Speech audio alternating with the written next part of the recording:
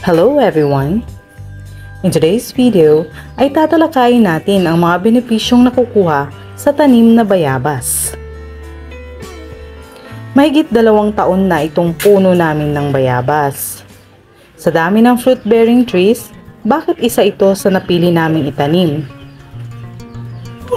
Ang totoo niyan, di talaga kami ang nagtanim nito.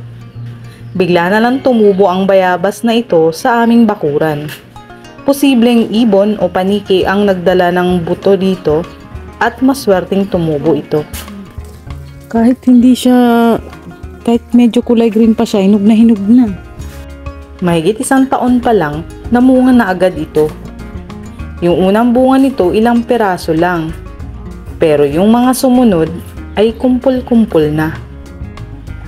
Ang bayabas ay isang perennial plant. Tumatagal ang buhay nito hanggang 40 years. Bakit nga ba pinili naming palaguin ang bayabas na ito sa aming bakuran? Ang pinakaunang dahilan ay isa ito sa paboritong prutas ko simula noong aking kabataan. Kapag walang pangmeryenda, aakyat lang sa puno na may dalang asin at doon mamamapak ng bunga. Noong bago pa lang kami dito sa aming lugar, nanghihingi pa kami ng bayabas kaya nakakahiya. Maigi na ang may sariling tanim, di ba?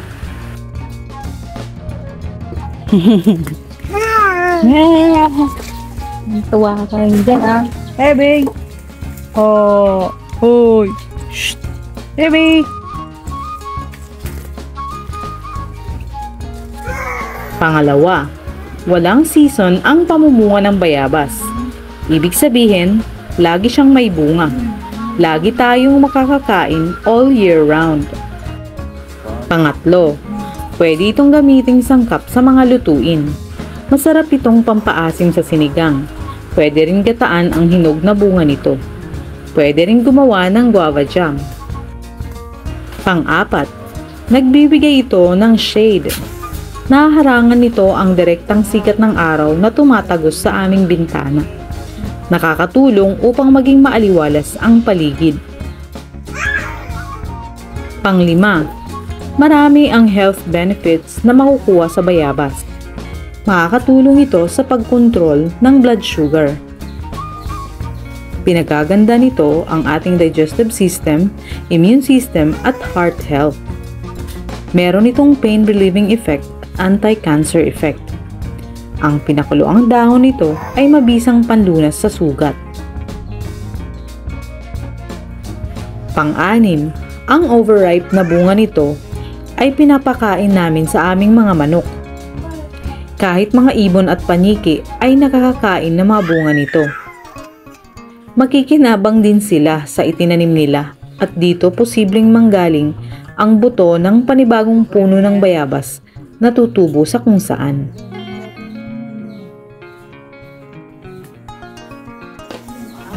Pang-7, ang bayabas na ito ay may pakinabang din para sa aming garden. Ginagawa kong compost ang mga tuyong dahon nito.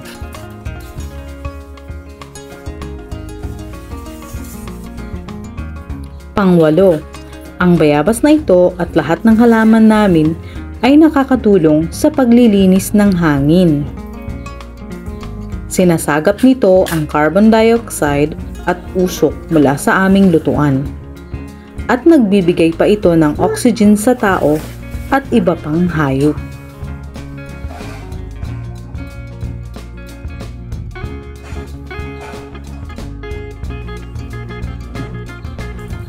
Marami pa ang benefits na makukuha mula sa bayabas. To summarize, ginusto namin na magkaroon ng punong ito sa aming garden dahil mahalaga ito sa aming pamumuhay.